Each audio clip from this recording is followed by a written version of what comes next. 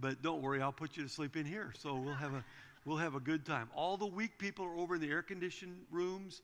The winners come together where we're tough, sit in the hard chairs and do this thing. So that's great. I want to make sure if you came in late, if you didn't get a sheet, do you want to go ahead? Here's some. And if you didn't get a sheet, just raise your hand. My buddy here will make sure you get a sheet. You can track with us, and we can do it. Let me take you down a road where we're going to go in these days so you kind of have a little idea on where we're going to fly. But before we do that, could we just pray together? Could we just have a word of prayer? Father God, thank you. You're an amazing God. You do amazing things. And we want to learn what it is to be healthy in relationships. And so, Father, would you take off any mask that we have? Would you allow us to dig deep into ourselves and then into our churches, into our families, into our conflict resolution skills? And would you let us learn what it is to be healthy relationally? We're all so unique. We're all so different. So, Father God, thank you that you're the one that is going to help us. And I pray you'd guide my lips, my words. Help me not to say anything that might be harmful or hurtful in any way. Thanks, Lord. It's in your name I pray. And together, everyone said, Amen. Amen. Well, let me tell you where we're going to go. We're going to work 5 afternoons, and we're going to work on this whole concept of learning what it is to raise the level of our relational skills and the power of relationships. I am a big believer that in anything that is going to be healthy and done right, we have to have healthy interpersonal relationships. We've got to learn to work with each other. We have to do that in our families. We've got to do that in our churches, our communities. My world, after all these years, has come to the conclusion that the greatest breakdown we have is in relationships with each other. And so we're going to work on this. And today we're going to work on ourselves. So this is going to be a little bit of okay, let's all admit where we're at, and let's find out where we need to do some work. And then we're going to work on conflict resolution skills. That's so hard. But tomorrow we're going to go to work on how do we do conflict right. And we're going to learn from each other as we do this. And then one of the days we're going to work on relationships at home. We're just going to take one of the days, I think it's Thursday, we're going to work on questions that we want to talk about. I'm going to pick up stuff from you guys, and that's going to be the day when we just clean out the refrigerator and we say, okay, help me on this one. We kind of coach each other and help each other. And then I think it's Friday we work on churches. It's on the schedule anyway. We'll get the days right as we're going to do it. Now, before I do anything, let me kind of give you a little starting point on this thing. A verse that I love and a position I hold is out of it's found in the Message, and it's 1 Thessalonians 5:23 and 24. And this is so critical to what I'm going to share with you. So try to get this. In the Message it says, "May the God who makes everything holy and whole." So you have this concept here of God wants to make my heart pure, but he also wants to make me whole in every way. May the God who makes everything holy and whole put you together, and here it comes, body, soul, and spirit. So what he's going to say is God wants us to be whole in our bodies, he wants us to be whole in our spirits, and he wants us to be whole in our souls. May the God who makes everything holy and whole put you together, body, soul, and spirit, and keep you fit for the coming of our Lord Jesus Christ. The one who calls you is completely dependable, and if he said it, he'll do it. Now, I want you to get this little precursor before we take off and get going, because you can kind of get inside of how I think and what I really believe the Bible teaches us. Your body, your soul, and your spirit are so interconnected that they catch each other's diseases. If you ever fly on an airplane, if you've been on a long international flight, you always hate sitting beside someone that's just coughing all over everybody, someone that's got a runny nose, they're sneezing, they're all over all the food and everything, and you think, oh man, I'm going to get their diseases. You want to be close to people that are reasonably healthy, because when people have a contagious disease, you tend to pick up stuff from other people. So our body, soul, and spirit are like we're flying in an airplane in these 3 seats, and they pick up each other's diseases. So if a person is facing physical problems, they're probably going to have problems in their spirit. They're going to be discouraged. They're going to be depressed. That can affect your walk with the Lord. And these three things are so interconnected that they catch each other's diseases. We work on, my daughter-in-law just sent me a picture of a book. Don Colbert, I believe is the doctor's name, who wrote a book that's basically based on this thing. That's why she specializes in body health and learning to get your body in shape, learning what it is to eat right and exercise and spirit, this whole thing of how are you doing in your attitudes and the junk and garbage that you're carrying ultimately affect your soul. And so when we work on this, all this stuff that we're going to go on these next days together, is we're going to work on this thing of may the God who makes everything, including you, holy and whole, and put you together, body, soul, and spirit. Because my goal is that if we're going to have healthy relationships with each other, and we're going to learn to work in families. Y'all have a crazy aunt in your family or a crazy cousin or someone that's just impossible that when they show up at a family gathering, you go, oh man, nuts. Well, we're going to have to live with those people. Every church has in it some crazy people. It's got crazy people. It's got somebody that thinks he's the boss, somebody that thinks she's in charge, and they've got all these things. So don't be pointing at anybody. But we have these things. So we've got to learn what it is to be holy and whole. Got a few extra sheets here for those of you that came in late. If you came in late and didn't get a sheet, my buddy here is going to help you out. Raise your hand, and he'll get it to you. So what we're going to do is today, and I'm glad there's nobody else here but just us, okay? What we're going to do today is we're going to take ourselves to Dr. Jesus. We're going to go, and we're going to try to figure out where is it that we're going to do a physical on ourselves, okay? We're going to do a physical on ourselves, and we're going to take a look at ourselves. And we're going to say, if I'm going to be involved in relationships, I am not, first of all, going to try to fix other people, but I've got to make sure I am emotionally, psychologically, spiritually, reasonably healthy. So this is the one where we're going to go to work on ourselves. Now, let me tell you what. We all are a mess, okay? Would you just say to somebody real quickly, you're a mess? Would you do that? Just say it, okay? Now, come on. Now, I want you to do the harder one. I want you to look at somebody and say, I am a mess. Come on, say it to somebody. I'm a mess. I'm a mess. And you're a mess, French. Okay, we're going to look at each other, and we all know that because there are no perfect people. There are no perfect people. The fall was so devastating in what it did to us, body, soul, and spirit, that it just messed us up. Okay, so let's all start off as we go on this journey saying, I'm going to go in, I'm going to get my numbers, I'm going to find out where I'm at, and guess what? There are no perfect people. Now, some of us have family of origin issues, even growing up in an incredible family.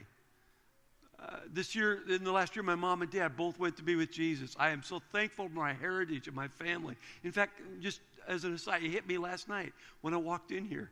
I almost got all emotional when I walked in here because it's the first time I've been to Brown City that my dad wasn't at home praying for me.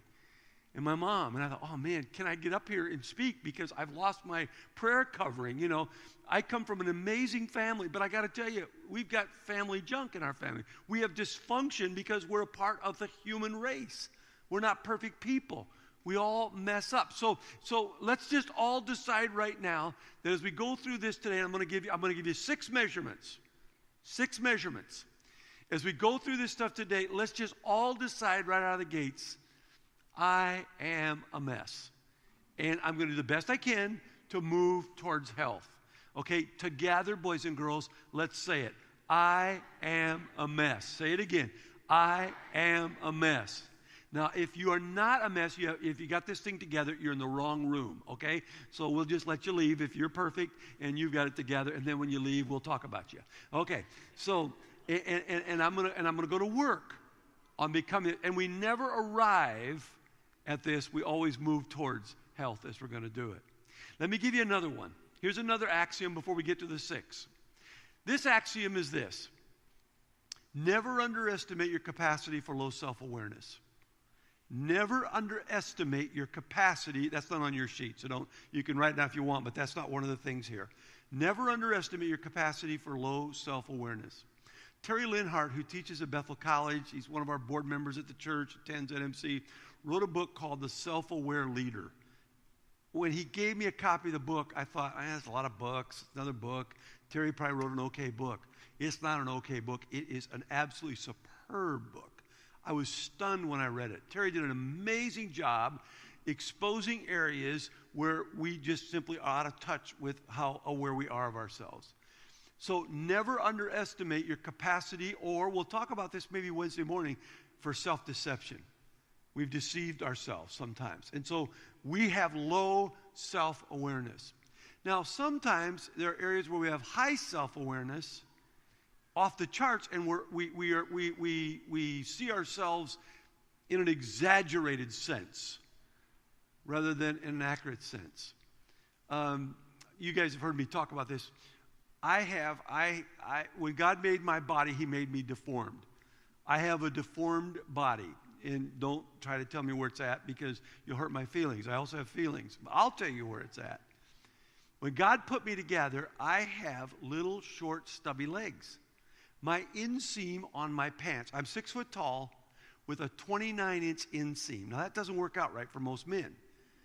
Because if you have a 29-inch inseam and you're 6 foot tall, it means that from here on up, I have the torso of a guy 6'4", and I have the legs of a guy 5'8". So when God made me and created me, He created this little freak show. And it's really fun. Seriously, if you look at me, if you look and you study, now it's going to bug you every time you see me preach from here on out. You're going to look and I never noticed it before. I used to have to always buy tall shirts. I'm not that tall because it was so long from here up and so short from here down. So when I see myself, I'm highly conscious of that, this deformity that I have in my body, that most people don't even know it. They don't see it. You probably wouldn't have picked it up. You'd notice a few other deformities, deep and wide, but you probably wouldn't have picked up that deformity. But I am very, very conscious of that. In fact, overconscious of that.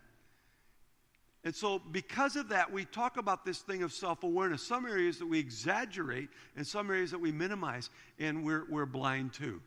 Okay, now what I'm going to walk you through is not my material. Let me just say this right out of the gates. This is actually from Million Leader Mandate material. I teach this stuff. In fact, I taught this stuff in Cyprus a few months ago when we were over there working with a group of guys who are evangelists to Muslims. It's an incredible partnership we've gotten into. And so this material is not original with me. So as I go through it, if you want to use it, you're welcome to use it. I'm not sure exactly who wrote this. It's just part of the Million Leader Mandate curriculum that we use. Are you ready to go? Here we go. We're going to go through 6 things right now on trying to figure out where you might be relationally that will cause you relational deficits. And this is going to be the painful one. The other 4 sessions you're going to love, because we're going to talk about other people and how nuts they are.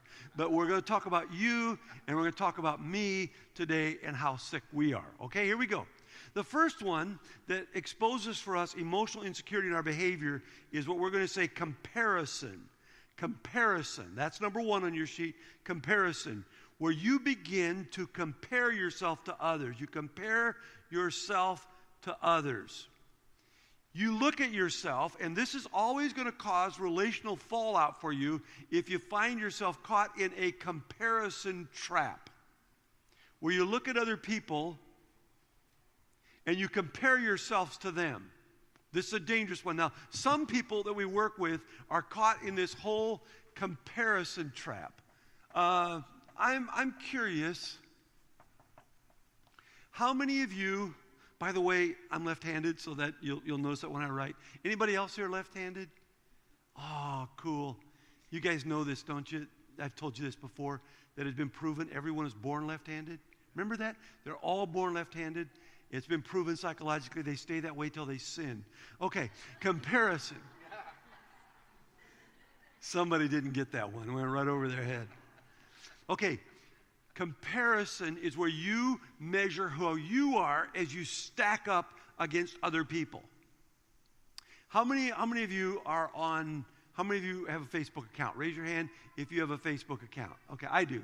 I use Facebook some, not a lot, but I'll do some. I'll probably put on a post from here at Brown City at some point and do that.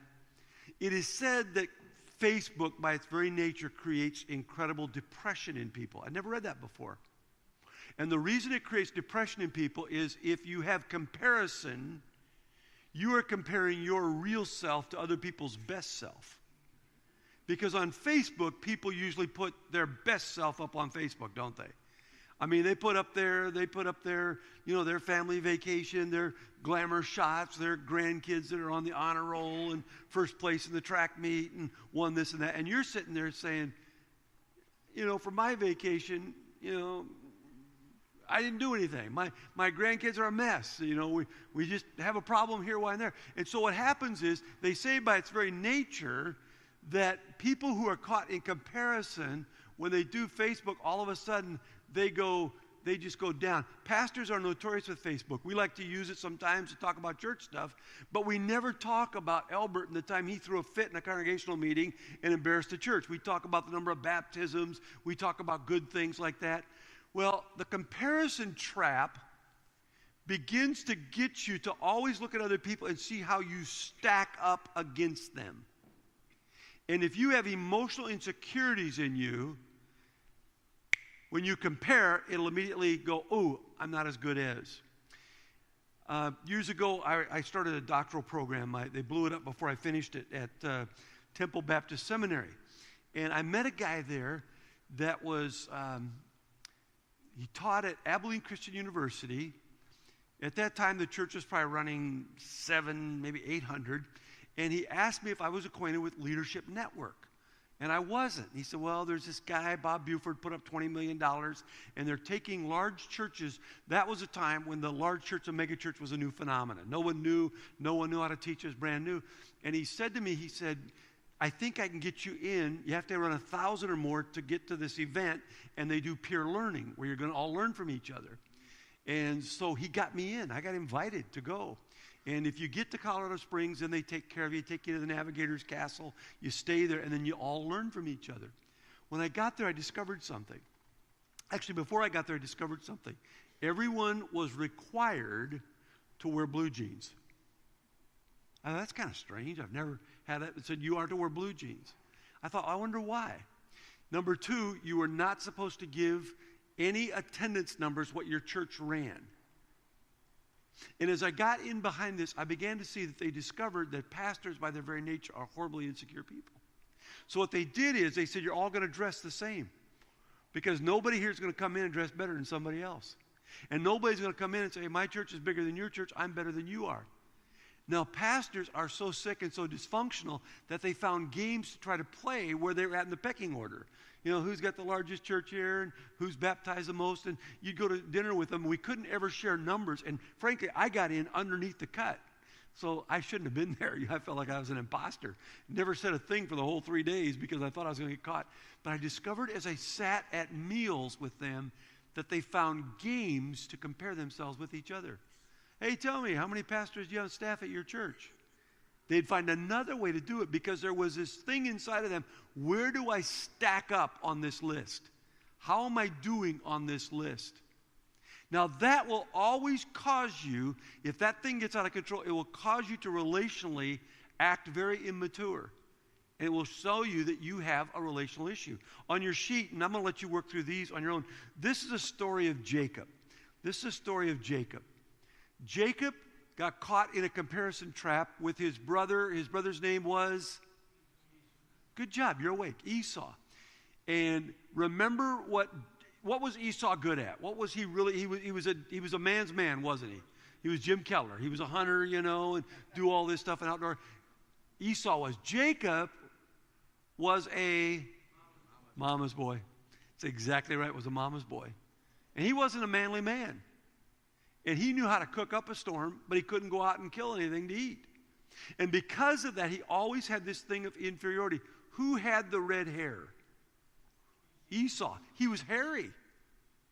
He was hairy. He had, and for this manly thing, for a man, for a young boy, the first time he gets hair in his chest, he feels like, man, I've arrived, and he's there. So he's just red, hairy guy, hair all over the place. And Jacob appears to be a bit of a, how do I say this to say it right? He's a mama's boy. I'll just leave it at that. He's a mama's boy. as he does it. And so this comparison trap is going to bite him and affect his behavior. Any of you have any children who are caught in a comparison trap where jealousy comes into play with a child against each other? I'll never forget my brother Dennis got his PhD. I was always good in school, and Dennis was decent in school, but I was always a little bit better academically than he was. And when Dennis went and got his PhD, there was something inside of me that said, I better go get one. And the Spirit of God checked me and said, no. In fact, for a lot of years, I was checked because my motivation was, I got to keep up with my brother. If my brother's got this, I better have this to do it. It'll always mess up relationships if you're caught in a comparison trap. A lot of times, okay, now I'm going to get in trouble on this, but it's just us here. This thing plays out differently for men and women. There is some difference in how this plays out. Women, if we'd have fun, we'd put you in a small women's group and say, okay, how do ladies compare themselves versus how do men compare themselves?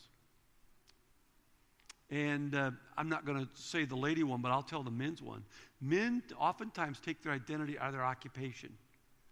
Sometimes some women take their identity out of their family or their kids, and they're going to do it. Our grandkids on one set are really great swimmers, and they're really good.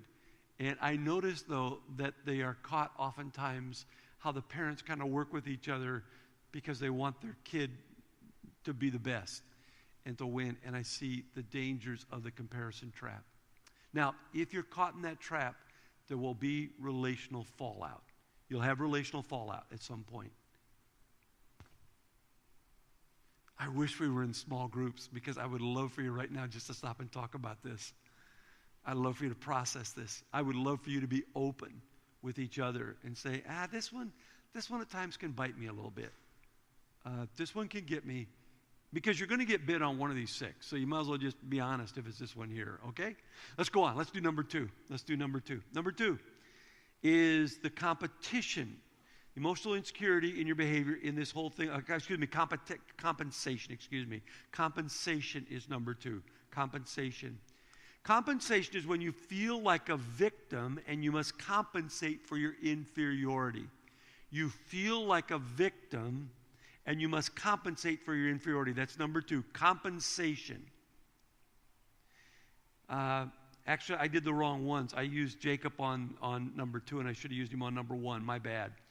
The vineyard workers was actually number one. I talked about that this morning in the message where they feel this is unfair. They compare themselves with each other is paid. But Jacob's a good one on this one too. He felt like a victim, and he compensates for it for your own insecurity. What are some of the techniques we compensate for? How do we compensate when we feel like we've been victimized? Life is unfair. Jack, you'll remember Dr. G.G. Wan. Dr. Wan was my superintendent for a number of years. He was an amazing guy. Dr. Wan taught me one time. He said, and this was about pastors. Now this one, pastors, don't get mad at me because I don't believe this. I believe this, but I didn't say it. I guess I should say it that way. He said every pastor will find an area where he will be successful in. It may not be in pastoring, but if he's not successful in working in his church, he will be successful at being the best baseball umpire you've ever seen. He'll be successful in raising the best garden you've ever seen.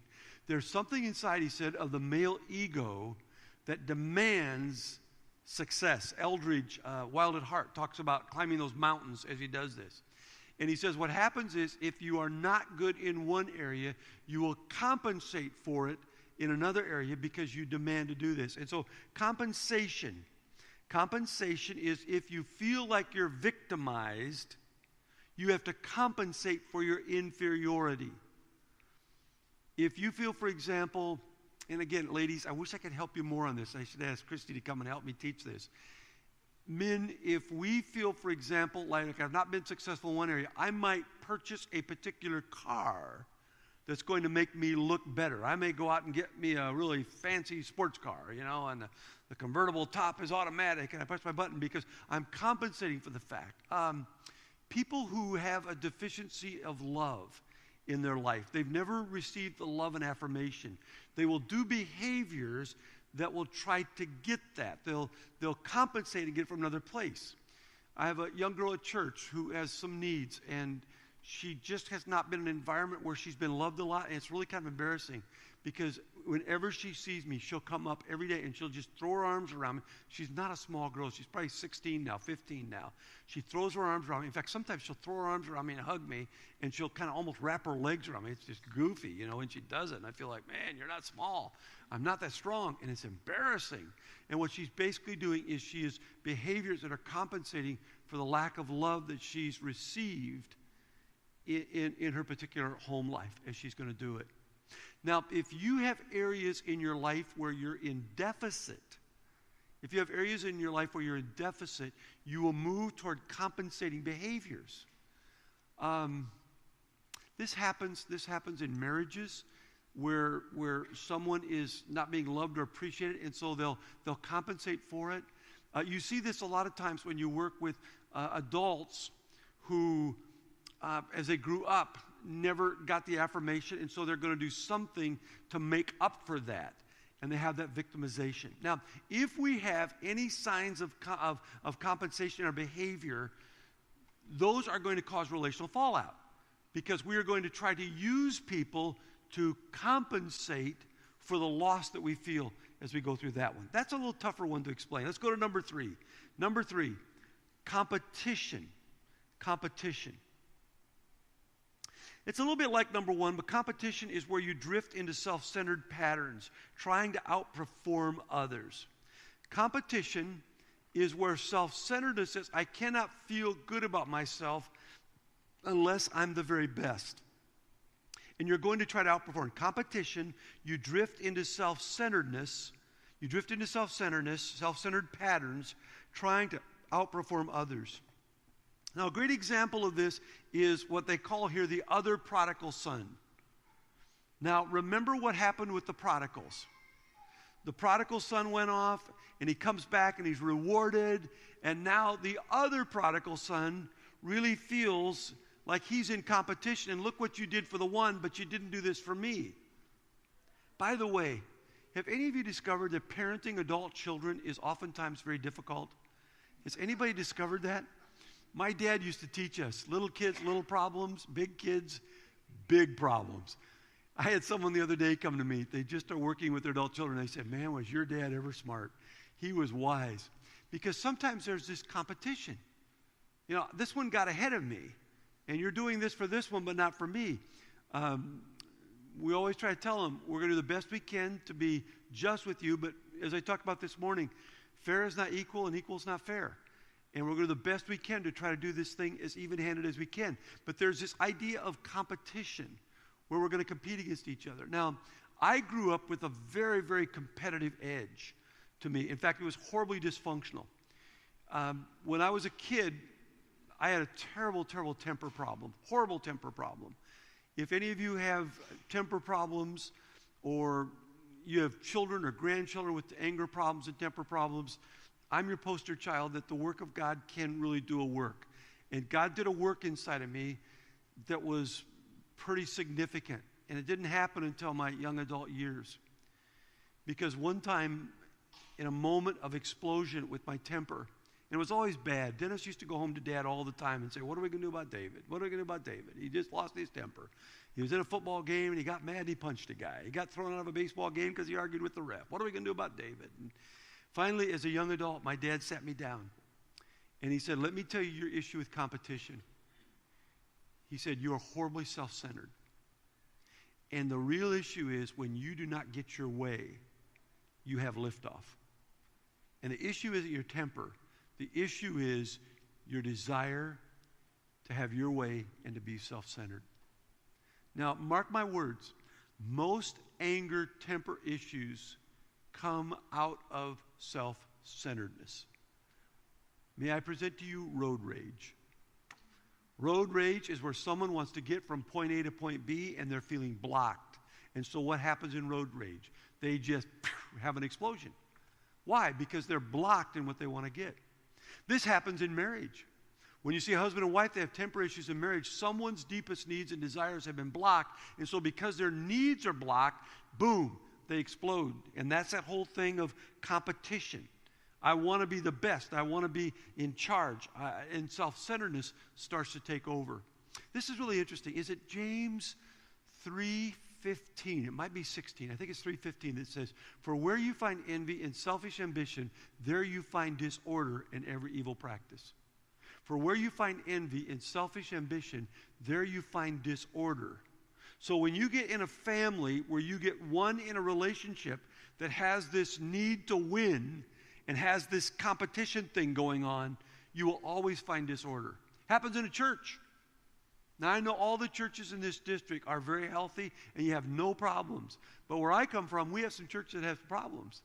And let me tell you where most of them come from. They come out of selfish ambition. For where you have selfish, I want my way. I want my song done in my way. I want this church to have my color carpet, my color roof. I want my parking spot and my seat. And if I don't get it, I'm going to be madder than the dickens at you. And I will throw a hissy fit until I do get it. Aren't you glad that none of us are ever that way? And that's always all the other people. Christy told me just the other day, there's a couple at church, I didn't know this, that when they come in the worship center, they count 1, 2, 3, 4, 5, 6, 7. That's their seat. And they move into and they plod down. And can you imagine what happened the Sunday they came in and did 1, 2, 3, 4, 5, 6, 7, and somebody else was sitting in their seat? What happened was there was a blocked need, and the rest is history as to what happened. The warmth of Jesus did not flow through in that moment of time. Okay, let's go on. Let me just read these to you. A great example of this is the other prodigal. You tend to keep score in life. You tend to be critical and judgmental. You tend to live a self-ordered, self-centered life. Number four, compulsion. Compulsion. Now, in our personal relationships, compulsion is you are driven to gain other people's approval. You are driven to gain other people's approval. You have this compulsion inside of you that unless I get the approval of other people, things aren't right. So someone tell me about Mary and Martha. Martha was which one of the sisters? Which one was she? She was the worker bee, right? Martha was the worker bee. Now, what was Martha trying to do in her worker bee? What was she trying to do? Say it again. Prepare the cooking. She was going to prepare the cooking. She was always about doing things. And most likely, I think this is a good example, Martha was wanting the approval of everyone, that she's going to be the one to get things done. Now, Mary did what? Sat at the feet of Jesus. And Mary went for whose approval? Right. Jesus' approval. It appeared as though Martha went for the group approval, and Mary went for the Jesus approval. Are there any people pleasers in the house? Any people pleasers in the house? Yeah. Could we start a support group with each other? Could we do that? Yeah, we need it badly. In relationships, and I didn't write them all down there, comparison, compensation, competition, and compulsion, driven to gain other people's approval. This is one that bites a large number of people. You get distracted from the big picture, consumed by your own performance. We become very performance-oriented. You grow weary because you attempt too much for all the wrong reasons. You tend to be a perfectionist if you're going to do this. If you go for people approval in relationship, let's talk to each other for a second. I need to hear you talk to me, okay? In fact, I need you to talk to each other. Do something real quick. Can you get with those three right behind you there? Can you guys form yourselves real quickly and just grab with two or three or four people? Would you do it real quick? Just try to get there. And Here's what I want you to do. I'm going to give you just 3 minutes, and I want you to talk, okay? I'm going to kind of mingle around here. Sorry if you're listening on tape or whatever, because I'm going to let these people talk for a second. What are the negative fallouts for people pleasers? Where does this thing go bad? If you try to please people, what things can happen? What's the bad part of this that comes out? And we know the good part is that sometimes people will like us. And if we want to be liked, it's going to be good. What are the negatives of it? I'm going to turn you loose right now. Talk to each other. I'm going to give you a couple minutes, and I want to hear your negatives on this one. Find somebody, look at them, and say, hey, let's talk.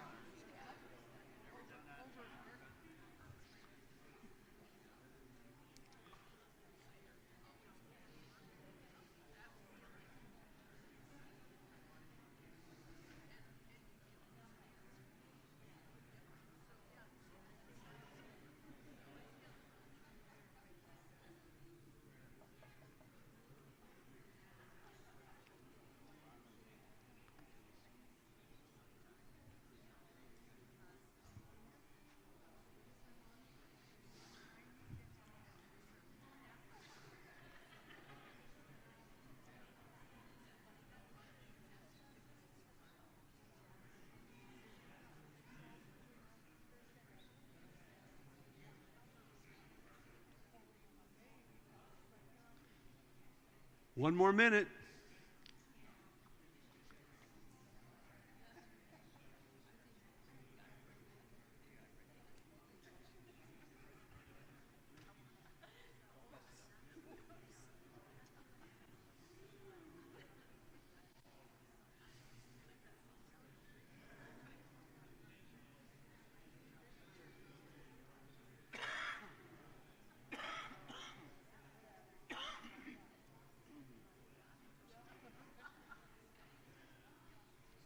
Okay, let me bring you back real quick. We could go a long time on this. Let's talk about all the things that can go wrong. What are all the things, if this is the one that is going to cause us, it's going to be our relational break point, it's our weak spot. What are the things that go wrong? Where does this thing get you into trouble? Where's it at? Somebody, over in here, somebody. You can't, okay, it is impossible. It is impossible.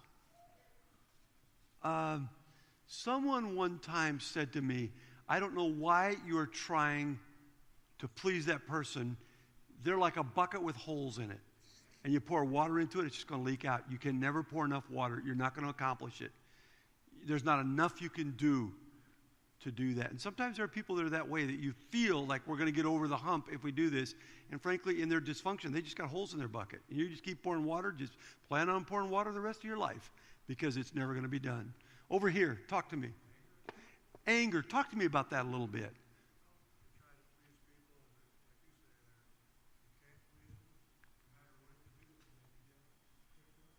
Okay, people get ticked off and you get ticked off. It becomes a very angry deal.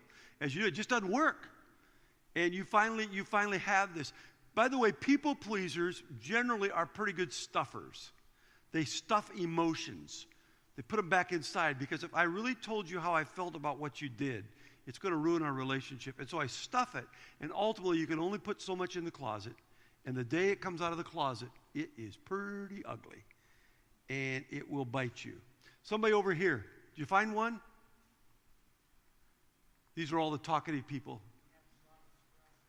Oh, that is incredible.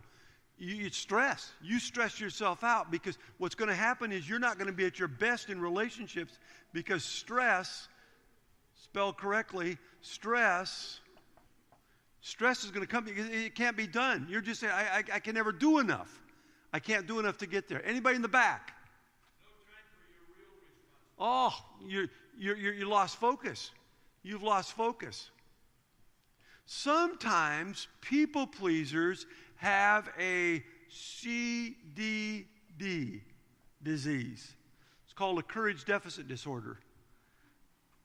They just are so wanting to please that they lack the courage to say to someone, can I just talk to you? We're going to work one of the days, maybe I think it's tomorrow, on how to have hard conversations.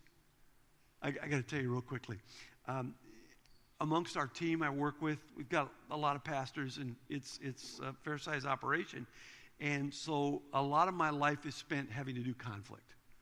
Just every day is a conflict. And so I've taught myself a technique to use in doing conflict. And that is, and now everybody knows it, so it's kind of a joke. It's lost its effectiveness. I sit down with someone and I'm saying to them, and this is my standard line, I use it all the time. I'm struggling. Will you help me? And then I'm about ready to dump a load of hay on them. I'm about ready to say, I'm struggling. Will you help me? Now, what you did, what you said, how you acted, but I use that line all the time. I'm struggling. Will you help me? Now, I'll let you use it because basically what it is, the positive thing is saying, I'm going to need your help with what I'm going through. But the fact of the matter is, if you have a courage deficit disorder, this thing is going to this people pleaser thing will just keep getting worse and worse and worse and worse and worse. Because the harder you try, if you don't have the courage to face issues, you're just going to get more frustrated. You're going to get stressed out. You're going to get angry. It's going to be impossible. And so you're going to go through life. You're going to go through life with this perfectionistic compulsion to try to fix everything. Are there any fixers here? Anybody here that wants to just fix things? God's called you to be the fix-it person. It isn't going to work because you cannot fix certain things. Some things are only left to God. And if you have that desire, that's what we call a steady personality type. I put the DISC up there. Some of you are acquainted with Performax testing and DISC. These are the steady personality types. And they want steady. They want everything to be okay. Can't we all get along? Can't we be at peace? And if you have that, your courage is going to go south. And you're going to have a courage deficit disorder. One of the things we do a lot of times with our pastors, we'll use that language with each other. And we'll say, it sounds like maybe, Dave, you got a courage deficit disorder. Sounds like maybe, Don, you've got a courage deficit disorder. You got to face this one. People pleasers have a pretty severe courage deficit disorder. Let's go on. Here we go. Okay, now we're looking at ourselves. I'm kind of wondering, are you kind of zeroing in on your charts? Are you figuring out where I'm a little weak at? Now, come on, quit saying I'm weak on all of them. Don't do that. Be easy on yourself. Just one or two. Number 5, an emotional insecurity called condemnation. You demonstrate a judgmental attitude of yourself or others. Condemnation. Condemnation, usually people who have a condemning attitude of others are generally hard on themselves, and they condemn themselves first. And so they have a very judgmental attitude, and as they express that judgmental attitude toward others, they are first of all hard on themselves, that they're never good enough. It's never right. This is just a very simple thing. They demonstrate a judgmental attitude. There's a negativity, a negative spirit, just really negative. Hey, could someone look up 1 Kings chapter 19, verse 10? Somebody who wants to read that for me, look that one up. 1 Kings 19:10, and you're going to see the story of this judgmental attitude and a condemnation where there's just this negativity. Everything's wrong with everything.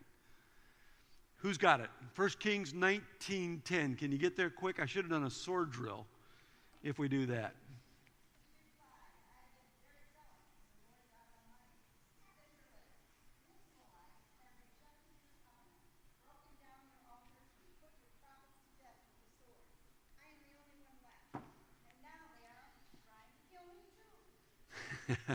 See, this is Elijah. It's Elijah after the prophets of Baal. And remember, he has this great courage. And then in chapter 19, the bottom falls out. And he takes off running. Jezebel's going to kill me. Life is terrible.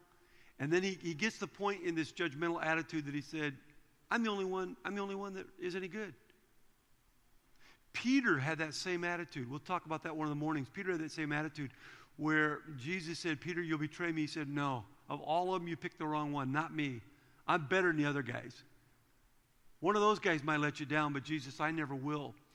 There's this attitude of negativity and a judgmental spirit. Now, let me just kind of talk to you for a second, and maybe I'll use myself on this one. I've discovered something about myself. I wish I would have discovered it when I was younger. I discovered that one of my biggest enemies in relational health is fatigue. Elijah was incredibly fatigued. He ran and ran and ran and ran. He came off this emotional high of taking on the prophets of Baal, and then he takes off running, and all of a sudden this guy who is bold and just incredible, what a warrior. I mean, he takes on all the prophets of Baal all by himself, calls down fire from heaven, and then he takes off running, and he is absolutely emotionally, remember that body, soul, and spirit? Catch each other's diseases? The whole thing went south in chapter 19 and just collapsed. And what happened was his fatigue, his physical fatigue was so great that the verse you read, chapter 10, is the culmination of the physical fatigue where he says, God, I've just had it. Israel's a mess, and I'm the only one. And I discovered in my own journey, in my own life, that condemnation comes very easy to me when I'm tired. When I am tired, I find myself being really hard on people. I find myself being hard on employees. I find myself being hard on teammates. I find myself being hard. I'm short when I'm tired, when I'm fatigued. Now, Churchill said, fatigue makes cowards of us all. I say fatigue brings out the dark side for me. Because when I'm tired and I press too hard and I've gone too hard, I can see it. In fact, sometimes I'll tell myself, I'll actually speak to myself now and I'll say, you must be more tired than you realize, because this isn't the way you normally are. I wonder if there's anybody here that kind of understands that fatigue game. You understand what happens when you get fatigued. When we get tired and fatigued, our defenses. One of my favorite Old Testament books is Nehemiah.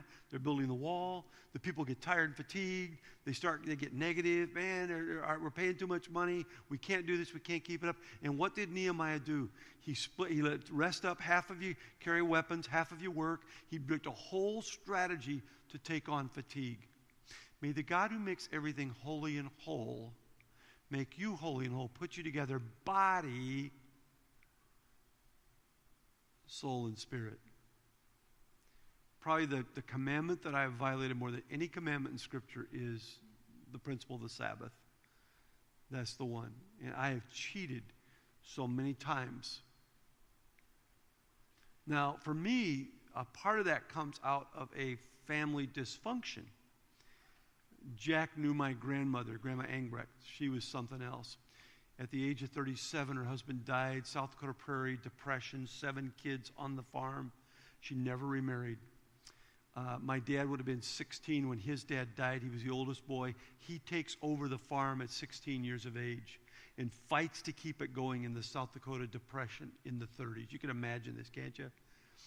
What happened was there came into our family DNA this it's great in my grandma. It was a survival instinct for her that she had to fight to survive. She was up 5 o'clock every morning, work. I don't ever remember her playing or doing anything play-wise because she had to work. Well, what happened is that got transferred down generationally. By the time it got to me, it became absolutely stupid because I had this lie that was in my brain that said the harder I work, the better I am. The harder I work, the better I am. The harder I work, the better I am.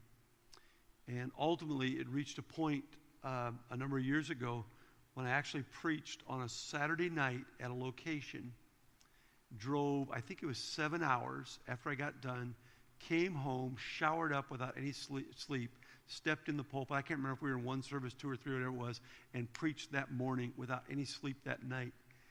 And this little lie in the back of my head said, I think maybe now you're finally okay.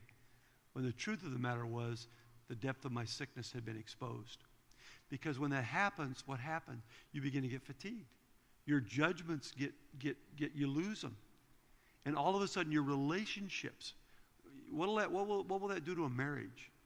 If you're that type of person, that's a great way to ruin a marriage. It's a great way to ruin raising kids when you're doing that. And so what came to us in the DNA chart as a very good characteristic that we're very much complimented for. If your last name is Engbrecht, you work. My dad used to tell us there are 2 types of people in this world, those who work and those who don't work. And you be on the right side of that. But then that became a compensation. and it became something that was really unhealthy, and the Spirit of God had to work with me, because that will screw up relationships. Because all of a sudden when I work with a staff and a team, I'm looking at them and saying, come on, put out. You got to work. And especially when you're breaking the principle of Sabbath rest, which as pastors we're given permission to, because we work on Sunday. So we kind of feel we can short circuit that one. At some point you'll pay the price, and it'll be very, very ugly to do it. Now what happened with Elijah is it came in negativity. This is really interesting. What did God do to Elijah in chapter 19? Let's just talk to each other. What did he do in chapter 19 to heal him? Do you remember the story in chapter 19? Elijah runs, and God did some weird stuff. What did he do? Two things that jump off. Just see if you can guess the two I'm thinking of. Sleep. That's so cool. He said sleep. Sleep. And he put him to sleep. Did he not? Was there not? The whole thing of the sleep pattern is so interesting. May the God who makes everything holy and whole make you holy and holy, put you together, body, sleep. What was another one he did? Food, eat. Oh, we like that one, don't we? He said, you got to eat. Provided supernatural food for him. And so what happened was, is you begin to see that whole correlation of body, soul, and spirit coming together, don't you?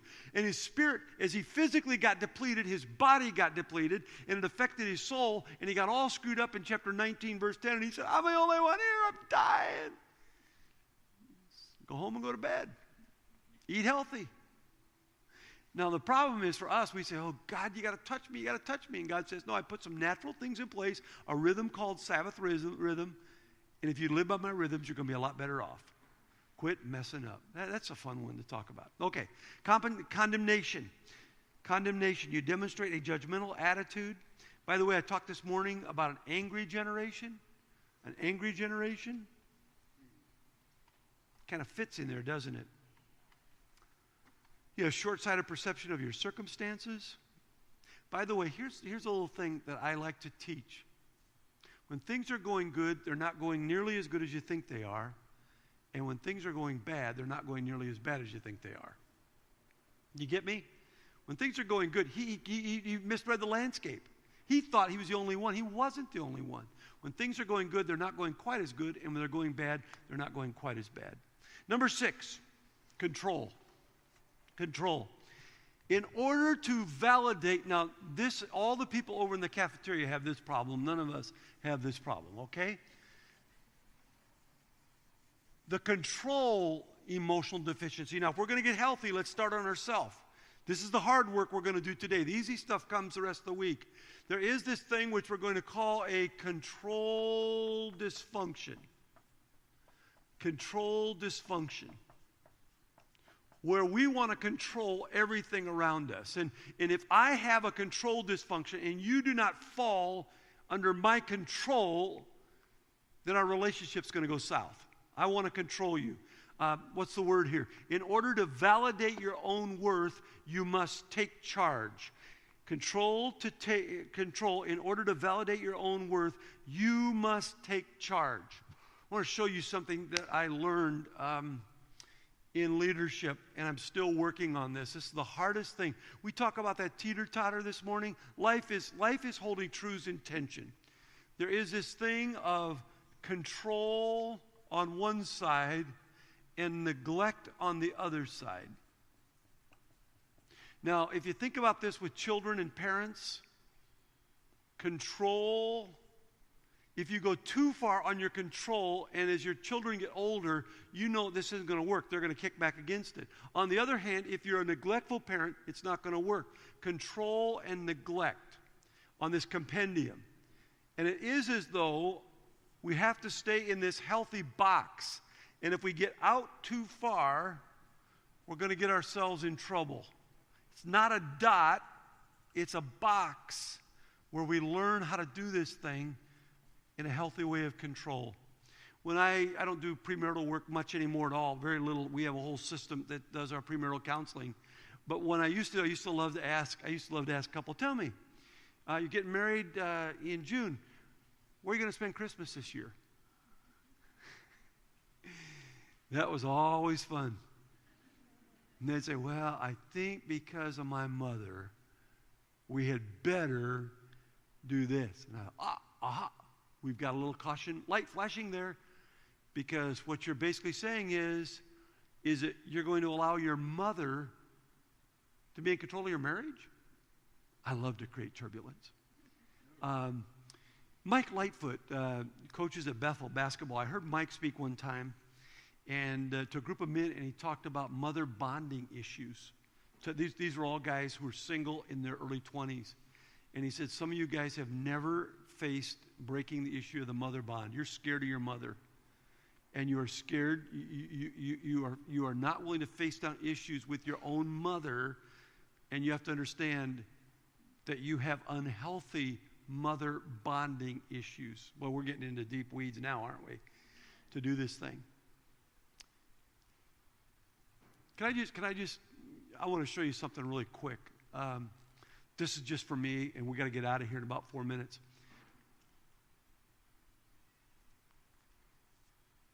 This was hard for me to learn, so I'm just kind of laying out my junk. When we do ministry, I want to live on as much as we can with excellence when we do ministry. When we do service, I want to be done right. That's one of the things I love about Brown City is you guys do things right. And things are done here with good level of excellence. And so I have a guy on staff. We have a guy on staff who's absolutely phenomenal at training interns. In fact, we've got a residency program, a summer intern program. We've got all these things we do. He is absolutely the best at it. And he talks to me and says, Dave, you cannot keep the level of excellence as high as you want to do it and empower another generation. If you want excellence, but yet you want to empower, like you want to empower your children, you want to empower your next generation, you are going to have to give up something on that excellence bar. And I'll never forget the day he looked at me and said, buddy, you never will train residents and you'll never train interns if you're not willing to lower this just a little bit. And that to me was just a light bulb went off, because I was pressing hard for excellence. Because I came out of a value-based system that said, if things are worth doing, they're worth doing right. And I began to understand that what I would do is I would assert control to get excellence, and then what I would do is I would minimize empowerment. And all of a sudden, people were not empowered. If you've ever worked for a control freak, you understand that was like pouring a wet blanket all over you. Now, in relationships, if you're a controlling person in a relationship, and things have to be done absolutely perfect, and you're a perfectionist, you're always going to have unhealthy dependencies upon you. And people are just going to lose heart, and they're just going to give up, because they're never going to be able to do good enough for you. If you work in a system where you manage people, and you are not willing to empower and sacrifice a little bit on the excellence side. Now, we can't let this bar go goofy. Oh, quick story. So we had a couple summer interns with us, and they had asked them to share announcements one Sunday. Kind of a safe thing. You can't screw up announcements, can you? So these two are up there on the stage in one of our venues, and they're sharing announcements, and they're talking about a program that's going to take place the next Sunday night. And the one intern stands up there and says, man, this is going to be a great program, isn't it? And the person beside him says, yes, not so. And they wanted to be authentic, that they didn't like the program that was going to happen at the church. And they just went thumbs down. My teeth about fell out. I mean, I thought, man, this is ridiculous. You can't do this. And so we had to have this discussion as we picked it up on the difference. There is a bar below which we cannot go. And that was below the bar, right? Do we all agree? You don't stand up and say that's a lousy program and you don't want to come to it when you're asked to do it. But that then began to teach me you've got to find that moderation between excellence and empowerment. Okay, let's wrap up. A great example of this, by the way, is Sarah, who was a control freak, chapter 16 of Genesis. God didn't come through for Abraham to give a child, so she said, hey, I got this handmaiden. Why don't you go ahead and let's make a child through this gal? and everything went south. Your circumstances determine your understanding of God's character. You become self-seeking and manipulative of others. You eventually suffer from the martyr syndrome because you can't control things, and therefore you just feel bad about it, you're going to do it. Okay, so here's the bottom line. If we're going to get healthy, relational health starts with us. It starts with us. And it starts with us being honest to say, what might I be bringing to this relationship that might be the unhealthy part of it? Now, it'd be much more fun for us to start off and say, help me understand weird people, Dave. Help me understand why this person does that. Maybe the better question is, Lord, help me understand myself and what might be going on inside of me. Comparison, compensation, competition, compulsion, condemnation, or control. Now, here's what I don't want you to do. Historically, when I teach a lesson like this, the soft people, soft in conscience, just go, oh, yeah, it's me.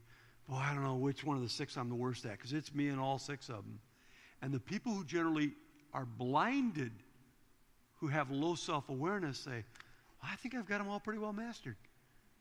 Hence, the problem is we can't build healthy relationships because we're blinded.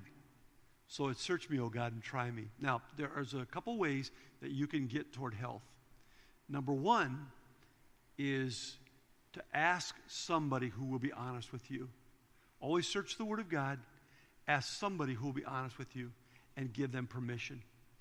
So if you want a homework assignment, the homework assignment is find somebody who will look you square in the eyes and say, hey, which of these six might be the one that I can start on to move toward health in relationships? We're going to press on to others. I got to get you out of here. You guys have been good. You deal well with a little warm condition, hard seats, but you're great. And could I just pray a prayer of blessing over you right now? Could I do that? Father God, thank you. Thank you for my friends. Every one of us just wants to be holy and whole. But we recognize that we have this amazing capacity to deceive ourselves. So, Lord, help us as we start this journey in these days to be able to say, search me, O God, and try me. And help me know where it is I can move toward wholeness in all of my relationships. Relationship with you, relationship even with myself, with my family, if I'm married, with my wife, my children, grandchildren, whatever it might be. Expose in me those areas, Father. It's in your name I pray. And everyone said? Amen. Everyone said, let's take a nap. You got it wrong. God bless you guys. We'll pick it up tomorrow, okay? Take care.